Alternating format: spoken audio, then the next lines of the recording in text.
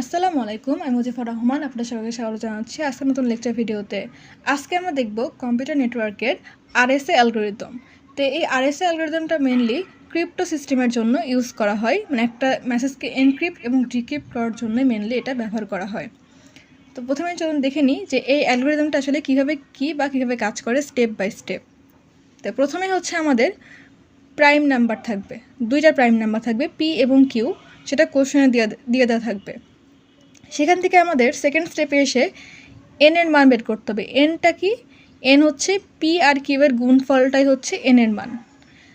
এবার থার্ড স্টেজে এসে আমাদের কী করতে হবে? ফাই অফ এন এর মান বের করতে হবে। ফাই অফ এন এর মান বের করতে হলে আমাদের করতে হবে P minus one into Q minus one. এটা করলে যে অ্যান্সারটা বেরোবে সেটাই হচ্ছে ফাই অফ এন এর মান। তিনটা স্টেজ আমাদের হয়ে গেল। প্রথমে হচ্ছে আমাদের প্রাইম নাম্বারগুলো কোশ্চেনগুলো সেগুলো লিখে নিব, এরপর এন এর মান বের করবো সেকেন্ড স্টেজে। থার্ড স্টেজে হচ্ছে আমরা ফাই অফ এন এর মান বের করব। এরপরে আমাদের এগুলোটা জেনে নেওয়া দরকার যে প্রাইভেট কি, পাবলিক কি, প্লেন টেক্সট আর সাইফার টেক্সট। প্রাইভেট কি হচ্ছে ডি দিয়ে ডিনোট করা হয়, পাবলিক কিকে ই দিয়ে ডিনোট করা হয়, প্লেন টেক্সটকে হচ্ছে এম দিয়ে, আর সাইফার টেক্সটকে সি দিয়ে ডিনোট করা হয়। ঠিক আছে, এখন আপনাদের কোশ্চেনে হয় প্রাইভেট কি নাহলে পাবলিক কি, যে কোনো একটা দেওয়া থাকবে আর একটা বের করতে হবে। ঠিক আছে, আর কে আমাদের ইউজ হবে হচ্ছে এই সূত্রতে। তো কে এর ভ্যালু হচ্ছে 0 থেকে যে কোনো সংখ্যা হচ্ছে কে এর ভ্যালুতে আসতে পারে। তো আমরা যখন এক্সাম্পল দেখব, তো এই কে এর ভ্যালু কখন 0 হবে বা কখন 1 হবে বা কখন 2 হবে সেটা আমরা বুঝতে পারবো। তো প্রথমে আমরা অ্যালগরিদম দেখে নিচ্ছি। তো আমি যেটাই বললাম যে হয় আপনাদের প্রাইভেট কি অথবা পাবলিক কি, যে কোনো একটা দেওয়া থাকবে আর একটা বের করতে হবে। যদি আপনাদের প্রাইভেট কি দেওয়া না থাকে সেই ক্ষেত্রে এই সূত্রটা অ্যাপ্লাই করে আপনাদের প্রাইভেট কি বের করতে হবে। আর যদি প্রাইভেট কি দেওয়া থাকে, পাবলিক কি দেওয়া না থাকে, সেক্ষেত্রে এই সূত্রটা অ্যাপ্লাই করে আপনাদের পাবলিক কি বের করতে হবে। তো দেখেন সেম সূত্র, জাস্ট এখানে চেঞ্জ। এখানে হচ্ছে ডি বের করবো ইর জায়গায়, এখানে ই বের করবো যদি ডির মান দেওয়া থাকে বা প্রাইভেট কি দেওয়া থাকে সেক্ষেত্রে। বাকি কোনো চেঞ্জ নেই। সূত্রটা হচ্ছে 1 + k into phi of N divide by e. এটা হচ্ছে প্রাইভেট কির ক্ষেত্রে। আর পাবলিক কির ক্ষেত্রে হচ্ছে 1 + k into phi of N divide by D. মানে প্রাইভেট কি যদি দেওয়া থাকে তো সেক্ষেত্রে আমরা সেখান থেকে ইজিলি পাবলিক কিটা বের করতে পারবো। এই হচ্ছে মেনলি অ্যালগরিদম। তো এখানে আমাদের এনক্রিপশন এবং ডিক্রিপশন করার জন্য দুটা ফর্মুলা আছে। ফর্মুলা দুটো হচ্ছে এই যে এটা, সি হচ্ছে আমাদের সাইফার টেক্সট আর এম হচ্ছে আমাদের প্লেন টেক্সট। সিতে হচ্ছে M to the power E mod of N. M আমাদের কোশ্চেনে দেওয়া থাকবে, ই এর মানও কোশ্চেনে দেওয়া থাকবে অথবা আপনাদেরকে বের করতে হবে। যদি ই এর মান দেওয়া না থাকে সেক্ষেত্রে ডি এর মান দেওয়া থাকবে। সেখান থেকে আপনারা এই ফর্মুলা ইউজ করে সেখান থেকে ই এর মানটা বের করে নেবেন। মড অফ এন, এন এর মানটা কোথায় পাবো? এন এর মানটা পাবো আমরা এই যে প্রথমে বের করছি এখানে, এই যে এখান থেকে আমরা এন এর মানটা পেয়ে যাব। আর এই যে সূত্রের যে ফাই অফ এন ছিল সেটা কিন্তু আমরা অলরেডি যে এখানে বের করে ফেলবো। যেটা এটা যখন আমরা এক্সাম্পল দেখবো তখন আমাদের বুঝতে অনেক ইজি হবে। মানে সচরাচর অ্যালগরিদম দেখে বুঝতে একটু কঠিন হয়ে যায়। তো এগুলো একটু মনে রাখেন যে কীভাবে কী করতে হয়। আমি পরবর্তীতে একটা এক্সাম্পল দেখাবো। এরপর হচ্ছে এম এন মান, মানে ডিক্রিশন করার ক্ষেত্রে সি এর পাওয়ার ডি। সি হচ্ছে আমাদের সাইফার টেক্সট, যেটা দেওয়া থাকবে। সেটার উপরে ডি এর মান কোনটা? আমাদের ডি এর মান হচ্ছে প্রাইভেট কি। মড অফ এন, এন এর মানটা ওই যে আমরা আগেই বের করে নেব। তো আসেন আমরা অ্যালগরিদম দেখলাম, এখন একটা এক্সাম্পল দেখে তাহলে বুঝতে আমাদের ইজি হবে। তো এখানে আরেকটা কথা বলে রাখি, যদি ই এর মান কোশ্চেনে দেওয়া না থাকে সেক্ষেত্রে আপনারা চাইলে এই ফর্মুলা ইউজ করতে পারেন। যদি প্রাইভেট কি দেওয়া থাকে সেই ক্ষেত্রে, ধরেন প্রাইভেট কি পাবলিক কি কোনোটাই দেওয়া নেই, তাহলে আপনি ই এর মান কোথা থেকে বের করবেন? কারণ আপনি যদি প্রাইভেট কি বের করতে হয় সেক্ষেত্রে ই এর মানটা লাগবে। সেক্ষেত্রে আপনারা কী করতে পারেন? ই এর মানটা ধরে নিতে পারেন। সেটা কীভাবে ধরে নেবেন? যে ই এর মান অবশ্যই 1-এর থেকে বড় হবে এবং ফাই অফ এন, এই যে আমরা ফাই অফ এন বের করছি না, এই যে এখানে এটার থেকে অবশ্যই ছোট হবে। তাহলে 1-এর থেকে বড় এবং ফাই অফ এনের থেকে ছোট হবে ই এর মান। এটা আপনারা ধরে নিতে পারেন যদি প্রাইভেট কি এবং পাবলিক কি কোনোটা হচ্ছে আমাদের কোশ্চেনে দেওয়া না থাকে সেই ক্ষেত্রে।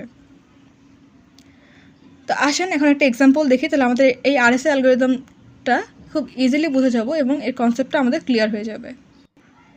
তো এই যে এখানে একটা এক্সাম্পল দেওয়া আছে, in an RSA crypto system uses 2 prime numbers 5 and 7। ওই যে আমি একটু আগে যেটা বললাম অ্যালগরিদমে যে দুইটা প্রাইম নাম্বার দেওয়া থাকবে। দেখেন কোশ্চেনে কিন্তু দুটো প্রাইম নাম্বার দেওয়া আছে 5 আর 7। টু জেনারেট দ্য পাবলিক কি 5। এই 5 আর 7 যে প্রাইম নাম্বারটা সেটা ইউজ করে কি জেনারেট করা হয়, পাবলিককে জেনারেট করা হয়, সেটার মান দেওয়া আছে কত 5। Clear? Now find out the private key also apply RSA algorithm to encrypt and decrypt plain text CS। এই যে দেখেন এখানে কিন্তু দুইটা পার্ট কোশ্চেনে। প্রথম পার্টটা কি, নাও ফাইন্ড আউট দ্য প্রাইভেট কি। প্রাইভেট কিকে আমাদের ফাইন্ড আউট করতে হবে, কারণ এখানে পাবলিক কি দেওয়া আছে, প্রাইভেট কি দেওয়া নেই, তাই না? এবং সেকেন্ড যে কাজটা করতে পারে সেটা হচ্ছে এই যে also apply RSA algorithm to encrypt and decrypt. এই যে একটা প্লেন টেক্সট দেওয়া আছে, এটাকে আমাদের এনক্রিপ্ট করতে হবে একবার এবং ডিক্রিপ্ট করতে হবে আরেকবার। ক্লিয়ার কোশ্চেনটা? দেখেন আমরা প্রথমেই আমাদের হিসাবের সুবিধার জন্য লিখে নিব যেখানে কী কী জিনিস দেওয়া আছে। দেখেন এখানে হচ্ছে আমাদের প্রাইম নাম্বার দেওয়া আছে। তো প্রাইম নাম্বারকে আমরা ইয়েতে কী দেখছিলাম, এই যে প্রাইম নাম্বার PQ হিসেবে এখন এটাকে আমরা লিখে নিব। P আর কিউ হিসেবে লিখে নিলাম। P এর মান হচ্ছে 5 এবং 7 হচ্ছে কিউ এর মান।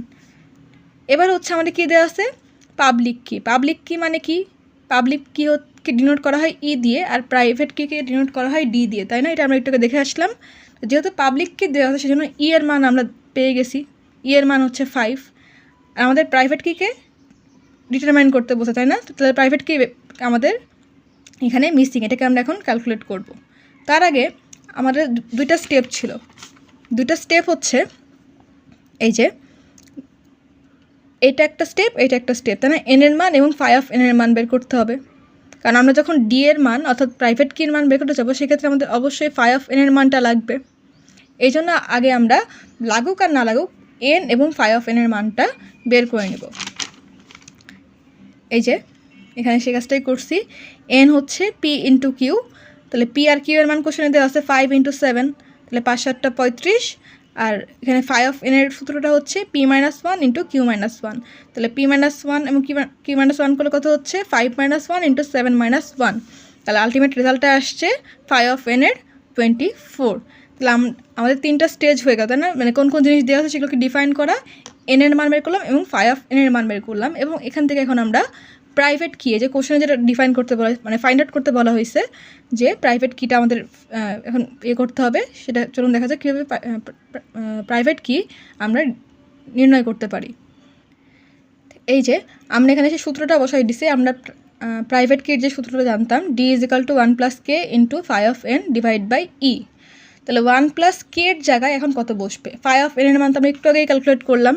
এই যে ফাই অফ N এর মান হচ্ছে 24কে বসাই দিছি, এবং E এর মান এই যে কোশ্চেনে দেওয়া ছিল পাবলিক কি এর মান দেওয়া ছিল, তাহলে E এর মানটা আমরা এখানে 5 বসাই দিচ্ছি। এখন কথা হচ্ছে K এর মানটা এখানে কত হবে। K এর মানটা বের করার জন্য আমাদের ক্যালকুলেটারের হেল্প লাগবে। তাহলে আমরা এখন ক্যালকুলেটার নিয়ে নিচ্ছি। সেক্ষেত্রে আমাদের কী করতে হবে, এই সূত্রটাকে অ্যাপ্লাই করতে হবে। তো এটাকে আমরা এভাবে তুলি। প্রথমে হচ্ছে আমাদের ডিভাইড আকারে থাকবে 1 + k এর মান, তাই না? তো K এর মানটা দেওয়ার জন্য আমরা এখানে যে অ্যালফাবেট, এই অ্যালফাবেটে ক্লিক করব। দেন এখান থেকে এখন দেখেন এই যে এখানে X আছে, এই যে এখানে X আছে, তাই না? অ্যালফাবেট দিয়ে আমরা Xকে নিলাম, ইনটু আমাদের ফাই অফ N এর মান কত, ফাই অফ N এর মান হচ্ছে 24, এই যে 24 দেওয়া ছিল, তাহলে ইনটু এখানে কত নিচ্ছি, 24কে নিচ্ছি, ডিভাইড বাই কত, 5কে নিচ্ছি। এখন যদি ইকুয়াল দিই, দেখেন আমাদের আসছে 29। এটাই হচ্ছে আমাদের সেই D এর ভ্যালু। তাহলে আমরা এখানে লিখে নিচ্ছি কত, এখানে D এর মান লিখে নিচ্ছি 29 পেয়ে গেছি। এখন আপনাদের অনেক সময় কী হতে পারে, প্রথমে হচ্ছে যদি এখানে আসে প্রথমে যদি ভাগ করেন সেক্ষেত্রে 29 নাও আসতে পারে। সেক্ষেত্রে কী হবে, যদি ফ্র্যাকশন নাম্বার আসে সেই ক্ষেত্রে ধরেন আমি এটাকে আবার তুলছি, 1 প্লাস অ্যালফাবেট দিয়ে x ইন্টু 24 ডিভাইড বাই 5, আমার এখানে 29 আসছে। আপনার যদি না আসে, মানে এরকম পূর্ণ সংখ্যা না আসে, যদি ফ্র্যাকশন আসে সেক্ষেত্রে কী করবেন, এই যে ক্যালসি এটাতে ক্লিক করবেন এবং এখানে আস্তে আস্তে করে আপনারা মান চেঞ্জ করবেন। এক্সের মান প্রথমে আমরা কি দেখছিলাম যে K এর মান 0 থেকে যে কোনো সংখ্যা আমরা ইউজ করতে পারবো। তো প্রথমে হচ্ছে 1 দিয়ে দেখবেন, দেখেন 1 দিয়ে দিলে কিন্তু পূর্ণ সংখ্যা আসছে, বাট এটাই কেন নিলাম না, এটা মানে নিলাম না কারণ এটা হচ্ছে 5 অলরেডি কিন্তু আমাদের কার মান বলেন তো, আমাদের পাবলিক কির মান 5, তাই না? তো এই কারণটাতে আমরা পাবলিক কি আর প্রাইভেট কিকে সেম নিব না, যাতে আমাদের এনক্রিপশনে সমস্যা হবে। কারণ আমরা এখন অঙ্ক করার জন্য খুব ছোটো ছোটো সংখ্যা নিয়ে কাজ করছি, রিয়েল লাইফে কিন্তু অনেক বড় বড় সংখ্যা নিয়ে কাজ করা হয়।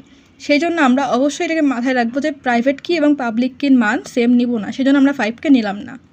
তাহলে আবার এখানে কী করবো, ক্যালসিতে চাপ দিব, আগে 1 নিচ্ছিলাম, এবার নিব 2। দেখেন 2তে কিন্তু আমাদের মান আসলো না, ফ্র্যাকশন আসছে, তাই না?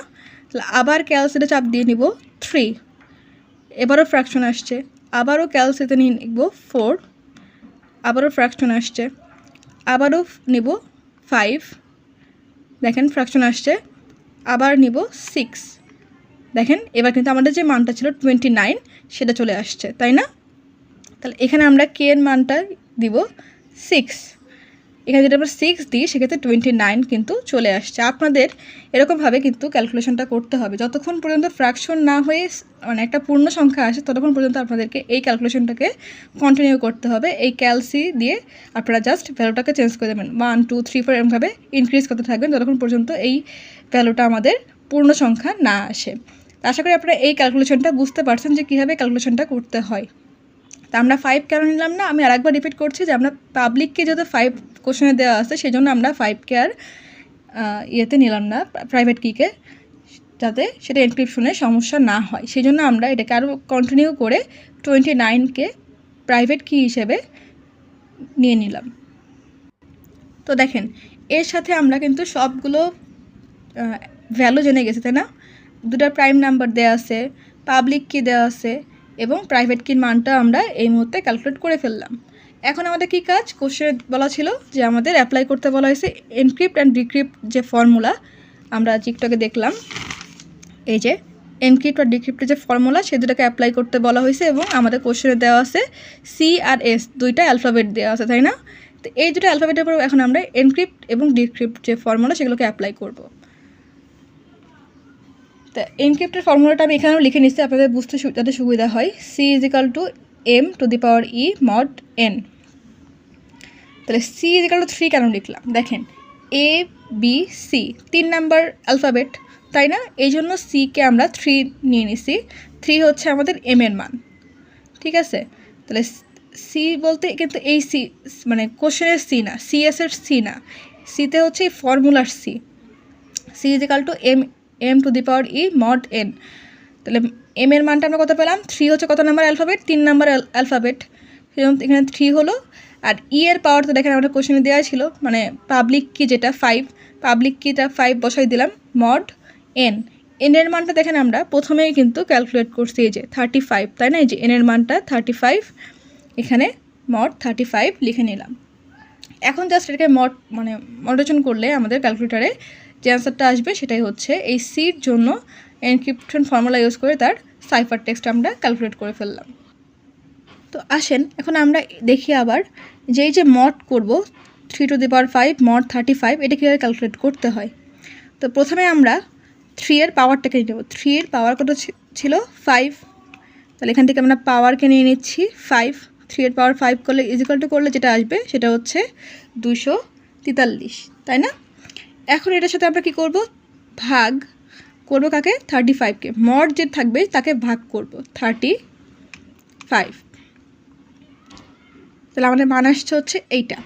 মানে আমরা একটু ফ্র্যাকশন আকারে দেখব যে পয়েন্টের আগে কতটুকু আসছে, কারণটা হচ্ছে আমাদের এই যে পয়েন্টের আগে যে পূর্ণ সংখ্যাটা এটাকে মাইনাস করতে হবে। এখানে দেখেন জাস্ট 6 আছে, তাই না? তাহলে এই যে অ্যান্সারটা এখান থেকে আমরা করব কি -6, তো এটাকে আবার একটু ভেঙে নিয়েছে, দেখেন আমাদের 6কে কিন্তু মাইনাস করা হয়ে গেছে কারণ পয়েন্টের আগে 0 চলে আসছে। এখন কাজ কি, ইন্টু ওই যে আমাদের মড করতে হবে কাকে, 35কে দিয়ে, তাই না? ইন্টু 35, দেখেন 33, আমাদের অ্যান্সারও কিন্তু 33 আসছে এনক্রিপশন ফর্মুলাটা ইউজ করে। তার আমরা কী করলাম, আমরা প্রথমে পাওয়ারটাকে নিলাম, নেওয়ার পরে যে অ্যান্সারটা আসছিল 243, তার সাথে 35কে ডিভাইড করলাম অর্থাৎ ভাগ করলাম, তাই না? ভাগ করার পরে যে পূর্ণ সংখ্যাটা আসছে মানে পয়েন্টের আগে যে পূর্ণ সংখ্যাটা সেটাকে মাইনাস করলাম। মাইনাস করার পরে আমাদের যে মড করতে হচ্ছিল 35কে দিয়ে, সে 35কে আবার গুণ করলাম। যে অ্যান্সারটা আসবে সেটাই হচ্ছে আমাদের এটার মানে মডের মানটা হচ্ছে সেটাতে, মানে দুটো সংখ্যাকে মড করলে আমাদের এই মানটাই আসে। তো সেমভাবে আমরা এসের জন্য এখন এই মড যেই ইয়েটা মড বের করবো। তাহলে সেমভাবে 19^5, তাহলে প্রথমে আমরা কি করব 19^5 যে মানটা আসছে তার সাথে কি ভাগ করব, ভাগ করব হচ্ছে মড দেওয়া ছিল যেটা 35কে মড করলাম। করার পরে দেখেন 70745 মানে পয়েন্টের আগে যেটুকু এই যে এই মানটুকু আমাদেরকে এখান থেকে মাইনাস করতে হবে, ঠিক আছে? তাহলে এখানে আমরা 70745কে মাইনাস করব, -70745 করলাম। এই যে দেখেন আমাদের দশমিকের আগে শূন্য চলে আসছে। এখন কি কাজ, গুণ করব কাকে দিয়ে, এই যে 35 যে ছিল 35কে দিয়ে আবার গুণ করব। তাহলে গুণ করলে আসছে কত 24। এই যে দেখেন আমাদের এটা মানে এসের জন্য যে সাইফার টেক্সটটা সেটা কিন্তু 24 আমরা অলরেডি পেয়ে গেছি। তো এইভাবে কিন্তু আপনারা ক্যালকুলেটর ইউজ করে খুব ইজিলি মডকে ক্যালকুলেট করতে পারেন। তো আমরা সি আর এস দুইটা অ্যালফাবেটের জন্যই তাদের সাইফার টেক্সটটা বের করে নিচ্ছি এনক্রিপশন ফর্মুলা ইউজ করে। এখন আমাদের কাজ হচ্ছে শুধু এনক্রিপশন বলেনি, আমাদেরকে বলছে ডিক্রিপ্ট করতে, এনক্রিপ্ট এবং ডিক্রিপ্ট দুটাই করতে বলছে। তো এনক্রিপ্ট করা হয়ে গেছে। এখন এই যে এনক্রিপ্টের যে মানটা 33 এবং 24 এই দুটো মানকে আবার ডিক্রিপ্ট করে আগের অবস্থায় নেব। মানে আমরা যদি এখানে 33কে পাঠাই একজন একটা সার্ভার থেকে আরেকটা সার্ভারে বা একটা ডিভাইস থেকে আরেকটা ডিভাইসে, সেক্ষেত্রে সেটা মাধ্যম হিসেবে যাবে 33, আমরা পাঠাচ্ছি সি, মাধ্যমে যাবে 33। আবার যখন আরেকজন অপোজিট সাইডে যার কাছে পাঠাচ্ছি মেসেজটা সে কিন্তু আবার সি দেখবে। আবার যখন আমরা এসকে পাঠাবো সেক্ষেত্রে আমরা পাঠাবো এস, মাধ্যমে যাবে 24 এবং ওই অপর প্রান্তে যার কাছে আমরা এই টেক্সটটা পাঠাচ্ছি সে কিন্তু আবার দেখবে এস। এস হচ্ছে 19 ছিল আমাদের কোশ্চেনে। এটা আমরা সবাই জানি এনক্রিপশন ফর্মুলা বা এই সিস্টেমটা আমরা মিডে কিন্তু দেখে আসছি যে কীভাবে একটা টেক্সটকে প্লেন টেক্সট থেকে সাইফার টেক্সট এবং সাইফার টেক্সট থেকে প্লেন টেক্সটকে কনভার্ট করা হয়, তাই না? তো এই জন্য ইন ডিটেলস আমি আলোচনা করছি না, আপনারা জাস্ট এই মড ক্যালকুলেশনটা এখানে ঠিকঠাকভাবে করতে পারলেই ইনাফ। তো আসেন এখন দেখি এনক্রিপশন ফর্মুলাটা ইউজ করলাম। এখন এই দুইটা সংখ্যা মানে সি আর এসের যে এনক্রিপশন যেই মানটা 33 আর 24 এটার পর এখন ডিক্রিপশন ফর্মুলাটা ইউজ করব এবং দেখি আমাদের এই দুটো সংখ্যাকে ডিক্রিপ্ট করলে আবার আগের অবস্থায় সি আর এসকে পাই কি না। এই যে এখন আমরা ডিক্রিপশন ফর্মুলাটা ইউজ করব। ডিক্রিপ্টের যে ফর্মুলাটা সেটা হচ্ছে m = c এর power d mod of n। C হচ্ছে আমাদের সাইফার টেক্সট। তাহলে সাইফার টেক্সটটা আমরা একটু আগে বের করলাম, এই যে সাইফার টেক্সট বের করছি। আগে আমাদের কি প্লেন টেক্সট দেওয়া ছিল, প্লেন টেক্সট থেকে আমরা সাইফার টেক্সট কনভার্ট করে দিচ্ছি। এখন উল্টা কাজটা করবো, তো সাইফার টেক্সট সাপোজ দেওয়া আছে আমাদের এই দুটো সংখ্যা, এখান থেকে আমরা এখন এম অর্থাৎ প্লেন টেক্সটটাকে বের করব। ক্লিয়ার? তো এই সূত্রটাকে আমরা অ্যাপ্লাই করব। তো প্রথমে হচ্ছে ডিক্রিপ্ট 33 অর্থাৎ সি এর যে মানটা আমরা একটুকে বের করলাম, এই যে সি এর মানটা 33, এটাকে এখন আমরা ডিক্রিপ্ট করে দেখব যে আসলেই কি এটাকে ডিক্রিপ্ট করলে আবার আমরা আগের অবস্থা সি অর্থাৎ সিকে খুঁজে পাই কিনা। ঠিক আছে, তাহলে আমরা এই যে সূত্রটা এখানে এই 33টাকে অ্যাপ্লাই করবো এখন। তাহলে m = সাইফার টেক্সট কত বের করছি 33, আর ডি এর পাওয়ারটা দেখেন আমরা একটু আগে যে ক্যালকুলেশন করলাম, এই যে ডি এর 29, তাই না? এই যে 29কে এখন আমরা এর পাওয়ারে দিয়ে দিলাম mod 35। mod 35 বলতে mod n ছিল, তাই না? এই যেখানে সূত্রে mod n, n এর মানটাই অ্যাকচুয়ালি 35, এই যে n এর মানটাই 35। জাস্ট ভ্যালুগুলো এখানে বসাই নিছি। এখন কাজ হচ্ছে এই যে দেখেন এত বড় একটা সংখ্যাকে আমাদের মড করতে গেলে অনেক বেশি কমপ্লেক্স হয়ে যাবে এবং সেক্ষেত্রে ভুল হয়ে যাওয়ারও চান্স কিন্তু এখানে থাকবে। তো দেখেন এই জন্য আমরা এটাকে এখন ভেঙে নিব। কীভাবে ভাঙবো, এটাকে ভেঙে নিচ্ছি। দেখেন এই যে এই ভ্যালুটাকে জাস্ট পাওয়ার আমরা ভাঙছি, 33 mod 35 এটা কিন্তু সেম আছে। জাস্ট এই যে 29 এটাকে ভেঙে প্রথমে নিচ্ছি 4 4 6 6 6 3 অর্থাৎ 4 আর 4 8, এখানে 6 + 6 + 6 মানে 3টা 6 মানে 18। তাহলে 8 আর 18 হচ্ছে 26, আর এখানে পাওয়ার 3, তাহলে 26 27 28 29। আমাদের কিন্তু এই যে 29 ছিল না পাওয়ার, এটাকে আমরা সুন্দর করে ডিস্ট্রিবিউট করে নিচ্ছি। আপনারা চেষ্টা করবেন যে এই ভ্যালুগুলো যতটুকু সম্ভব সেম নেওয়ার।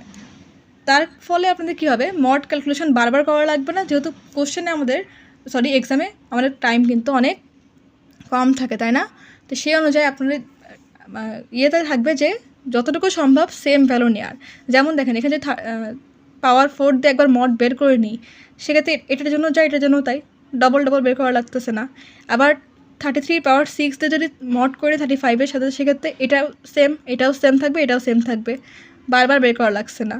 জাস্ট এটার জন্য একবার বের করলেই, মানে 3বার ক্যালকুলেশন করলে এখানে কিন্তু হয়ে যাচ্ছে। বারবার এই প্রতিটার জন্য কিন্তু আলাদা আলাদাভাবে ক্যালকুলেশন করা লাগতেছে না, তাই না? তো এখন আমরা একটু আগে যেরকমভাবে মড ক্যালকুলেশন দেখছিলাম, সেম ওয়েতে মড ক্যালকুলেট করব। তো দেখেন এখানে আমাদের কি আছে, 33 মড 35, তাই না? তাহলে আমরা প্রথমে কি করব, 33 নিয়ে নিব। দেখেন এই মানটা আসছে, ভাগ করবো কাকে, মড যাকে দিয়ে করা হচ্ছে তাকে, 35কে, তাই না? ভাগ 35। দেখেন আমি বলছিলাম যে দশমিকের আগে যেই ইয়েটা, এই যে এটুকু 33883, মানে 33883, এটাকে মাইনাস করতে হবে। তাহলে -33883, এটাকে মাইনাস করলাম। দেখেন আমাদের দশমিকের আগে কিন্তু 0 চলে আসে, তাই না? এখন কি করব, আবার গুণ করতে হবে কাকে দিয়ে, গুণ করব 35কে দিয়েই।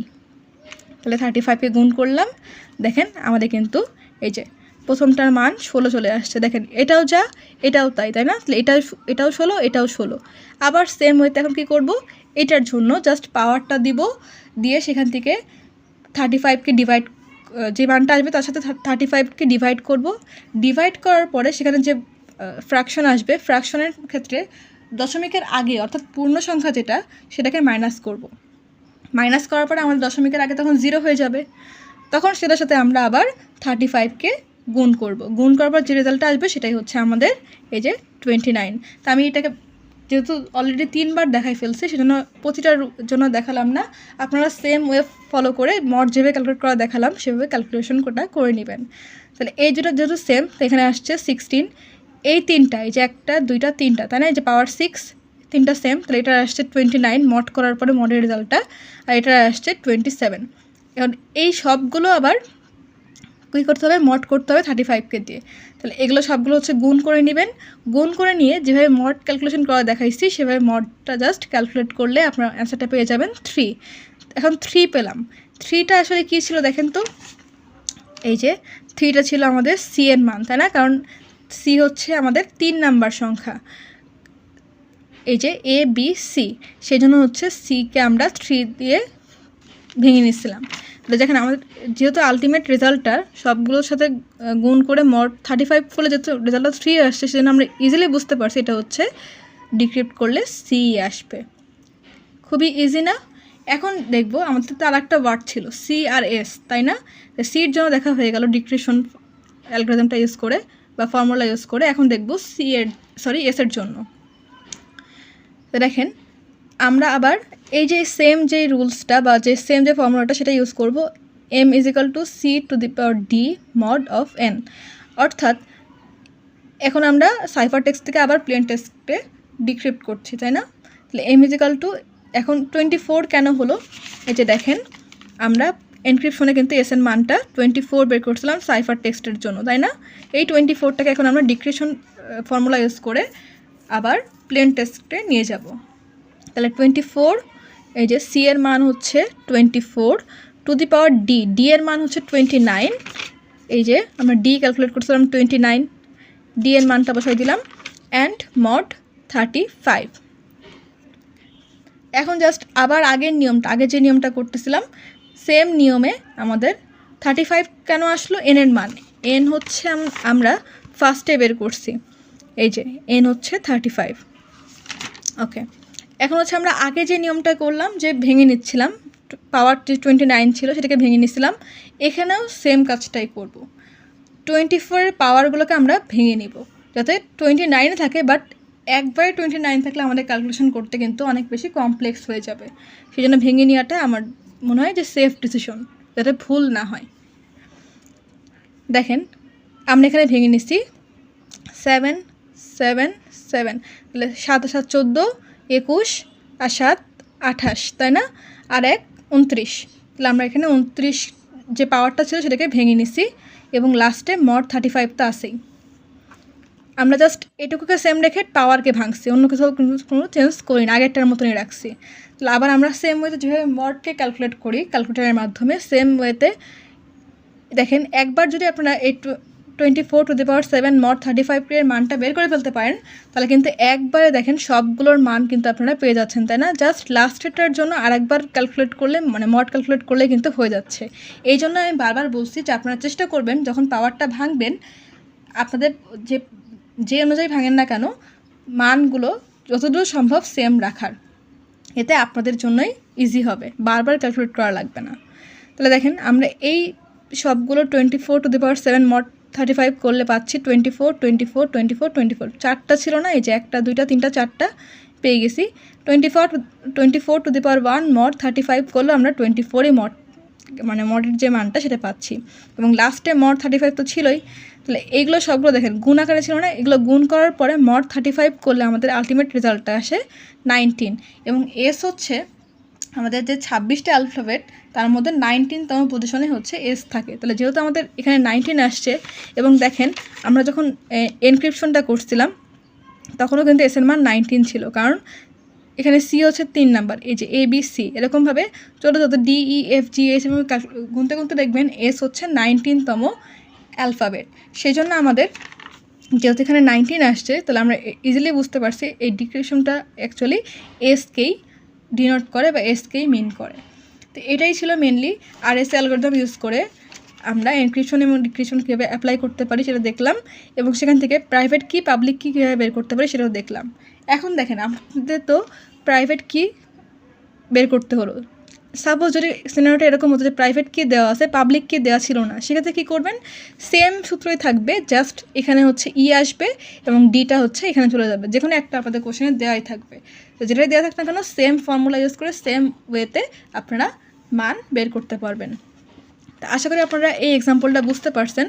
তারপর যদি কারো কোনো কোশ্চেন্স থাকে আমাকে কমেন্ট করতে পারেন, আমি আপনাদের কমেন্টের অবশ্যই রিপ্লাই দেওয়ার চেষ্টা করব। আর আপনাদের কাছে কী মনে হয়েছে এক্সাম্পলটা আমি যে বুঝাইছি আপনারা কি বুঝতে পারছেন কি না, বা কতটা ইজি ওয়েতে বোঝাতে পারছি, বা কারো কোনো কনফিউশন আছে কি না অবশ্যই কমেন্ট করবেন। ভিডিওটা ভালো লাগলে অবশ্যই আমাকে সেই ভালো লাগার বিষয়টাও কমেন্ট করে জানাবেন, এতে আমি কিন্তু অনেক বেশি ইন্সপায়ার হব। তো আজকের ভিডিও এই পর্যন্তই। চ্যানেলটা এখনও যারা সাবস্ক্রাইব করেনি চ্যানেলকে প্লিজ সাবস্ক্রাইব করবেন, ভিডিওতে লাইক করবেন, কমেন্ট করবেন, শেয়ার করবেন। আজকের ভিডিও দেখার জন্য ধন্যবাদ। আল্লাহ হাফেজ।